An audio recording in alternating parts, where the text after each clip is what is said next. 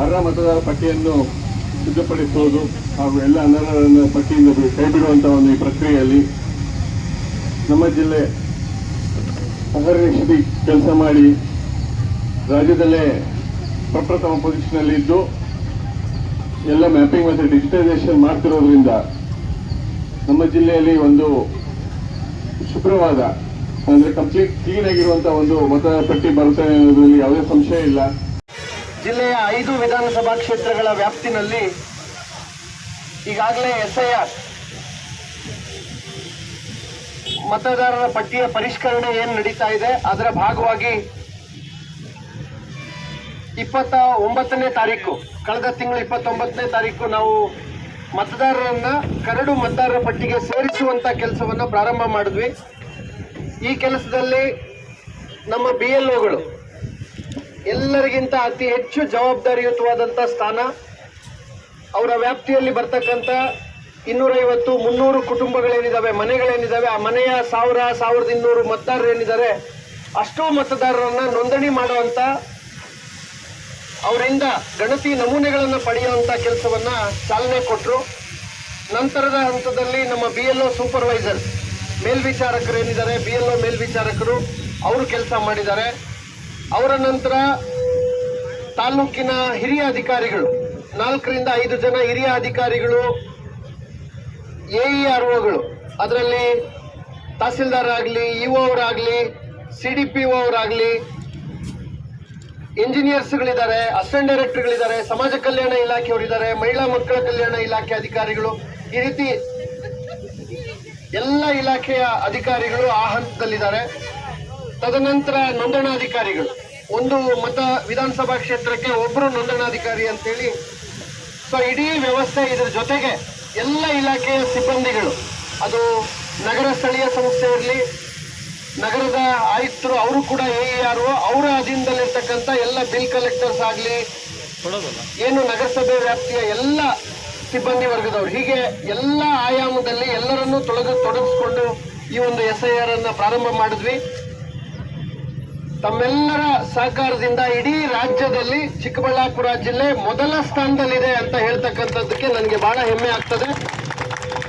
ಬರೀ 17 ದಿನದಲ್ಲಿ 76.68% ಈಗಾಗಲೇ ಮತದಾರರನ್ನ ನಾವು ಕರಡು ಮತದಾರರ ಪಟ್ಟಿಗೆ ನೋಂದಣಿ ಮಾಡಲಿಕ್ಕೆ ಈಗಾಗಲೇ ತಂದಿದ್ದೇವೆ.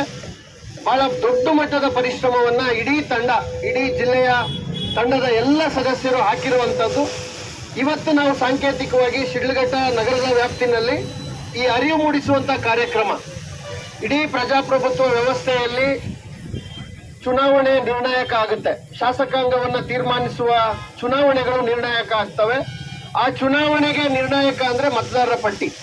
ಹಾಗಾಗಿ ಯಾವುದೇ ಅರ್ಹ ಮತದಾರರನ್ನ ಕೈಬಿಡಬಾರದು, ಅನರ್ಹ ಮತದಾರರನ್ನ ಸೇರ್ಪಡೆಗೊಳಿಸಬಾರದು ಅನ್ನುವ ಧ್ಯೇಯವಾಕ್ಯದೊಂದಿಗೆ ಈ ಒಂದು ಅಭಿಯಾನ ಏನಿದೆ 2002ರಲ್ಲಾಗಿದ್ದು 24 ವರ್ಷಗಳ ನಂತರ ಹೊಸದಾಗಿ ಮತದಾರರ ಪಟ್ಟಿಯನ್ನು ತಯಾರು ಮಾಡುವಂತ ಈ ಒಂದು ಪ್ರಕ್ರಿಯೆ, ಇದು ಹೊಸದಾಗಿ ಯಾರ್ಯಾರು ಇದ್ದಾರೆ ಅವರನ್ನ ಮಾತ್ರ ಸೇರ್ಪಡೆಗೊಳಿಸುವಂತ ಒಂದು ಪ್ರಕ್ರಿಯೆ. ಹಾಗಾಗಿ ಇದು ಬಹಳ ಮಹತ್ವ ಪಡೆದಿರ್ತಕ್ಕಂಥ ಒಂದು ಕೆಲಸ.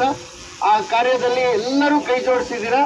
ನಾನು ಈ ಸ್ವೀಪ್ ಆಕ್ಟಿವಿಟಿಗೆ ಅರಿವು ಮೂಡಿಸ್ತಕ್ಕಂಥದ್ದು, ಮತದಾರರಿಗೆ ಅರಿವು ಮೂಡಿಸುವಂತ ಈ ಒಂದು ಚಟುವಟಿಕೆಗಳೇನು ನಮ್ಮ ಜಿಲ್ಲಾದ್ಯಂತ ನಡೀತಾ ಇದೆ, ನಮ್ಮ CEO ಅವರು, ಇಡೀ ಗ್ರಾಮೀಣಾಭಿವೃದ್ಧಿ ಪಂಚಾಯತ್ ರಾಜ್ ಇಲಾಖೆ ಹಾಗೂ ಎಲ್ಲ ಇಲಾಖೆಗಳು, ನಮ್ಮ NRM ಮಹಿಳಾ ಸದಸ್ಯರುಗಳು, ಅಂಗನವಾಡಿ ಕಾರ್ಯಕರ್ತೆಯರು, ಆಶಾ ಕಾರ್ಯಕರ್ತೆಯರು ಎಲ್ಲರೂ ಕೂಡ ಇದರಲ್ಲಿ ಕೈ ಜೋಡಿಸಿ, ಕಲಾ ತಂಡಗಳು, ಕಲಾವಿದರು ಎಲ್ಲರೂ ಕೂಡ ಇವತ್ತಿನ ಈ ಅರಿವು ಕಾರ್ಯಕ್ರಮದಲ್ಲಿ CEO ಅವರು ಈ ಅರಿವು ಮೂಡಿಸುವಂತ ಒಂದು ಅಭಿಯಾನದ ಮುಖ್ಯಸ್ಥರಾಗಿ ಜಿಲ್ಲೆಯಲ್ಲಿ ಎಲ್ಲ ತಾಲೂಕುಗಳಲ್ಲಿ ನಿರಂತರವಾಗಿ ನಡೆಸ್ಕೊಂಡು ಬರ್ತಾ ಇದ್ದಾರೆ. ನಾನಾಗಲೇ ಹೇಳಿದಂತೆ ಬಹಳ ಮೌಲ್ಯಯುತವಾದ ಮತದಾರರ ಪಟ್ಟಿಯನ್ನ ತಯಾರು ಮಾಡುವಂಥದ್ದು. ಹಾಗಾಗಿ ಈಗಿನವರೆಗೆ ನಾವು ನಮೂನೆಗಳನ್ನ ಕಲೆಕ್ಟ್ ಮಾಡಿ ಕರಡು ಮತದಾರರ ಪಟ್ಟಿಯನ್ನು ತಯಾರು ಮಾಡಲಿಕ್ಕೆ ಅವಕಾಶ ಇದೆ. ಅದಾದ ಮೇಲೆ ಹೊಸದಾಗಿ ಈಗ 18 ವರ್ಷ ತುಂಬಿದ್ದಾರೆ ಅಂತವರು ಹೊಸದಾಗಿ ಮತದಾರರ ಪಟ್ಟಿಯಲ್ಲಿ ಸೇರಿಸಿಕೊಳ್ಳೋರಿಗೂ ಅವಕಾಶ ಇದೆ. ಮತ್ತೆ ಈ ಕರಡು ಮತದಾರರ ಪಟ್ಟಿನಲ್ಲಿ 2002ರಲ್ಲಿ ಅಂತವ್ರಿಗೂ ಕೂಡ ಅವ್ರಿಗೆ ಇನ್ನೂ ಹೆಚ್ಚುವರಿ ದಾಖಲೆಗಳನ್ನ ಕೊಡ್ಲಿಕ್ಕೆ 11 ದಾಖಲೆಗಳ ಚುನಾವಣಾ ಆಯೋಗ ಏನ್ ನಿಗದಿಯನ್ನ ಮತದಾರರ ಪಟ್ಟಿಗೆ ಸೇರಿಸುವಂತ ಕೆಲಸವನ್ನ ನಾವು ಮಾಡ್ತೇವೆ. ಈ ಎಲ್ಲ ಕೆಲಸಗಳು 8ನೇ ತಾರೀಕು ಆದ್ಮೇಲೆ 2 ತಿಂಗಳ ಕಾಲ ವಿಚಾರಣೆ ಹಂತದಲ್ಲಿ, ಸ್ವೀಕರಣೆ ಹಂತದಲ್ಲಿ ಇರುತ್ತೆ. ಆ ಹಂತದಲ್ಲಿ ನಂತರ ಉಳಿದ ಮತದಾರರು ಯಾರಿದ್ದಾರೆ ಅವರನ್ನ ನಾವು ಪ್ರಮುಖವಾಗಿ ಈ ಗಣತಿ ನಮೂನೆಯನ್ನ ಸ್ವೀಕರಿಸುವ ಕೆಲಸ ಏನಿದೆ ತಾವೆಲ್ಲ ಸಂಕಲ್ಪ ಮಾಡಬೇಕು. ಇನ್ನ ಮುಂದಿನ ಒಂದು 10 ದಿನ ಏನ್ ಸಮಯ ಇದೆ, 10-12 ದಿನ ನಮಗೆ ಸಮಯ ಇದೆ. ಆ ಸ್ವೀಕರಿಸುವಂತ ಒಂದು ಕೆಲಸ ಎಲ್ಲ ಕಡೆ ಆಗ್ಲಿ ಅನ್ನೋ ಆಶಯವನ್ನ ಈ ಸಂದರ್ಭದಲ್ಲಿ ವ್ಯಕ್ತಪಡಿಸ್ತಾ, ಮತ್ತೊಮ್ಮೆ ಎಲ್ಲ ನಾಗರಿಕರು ತಾವೆಲ್ಲ ಅಂತಾನೆ ಚುನಾವಣೆಗಳನ್ನ ನಾವು ಕರಿತೇವೆ.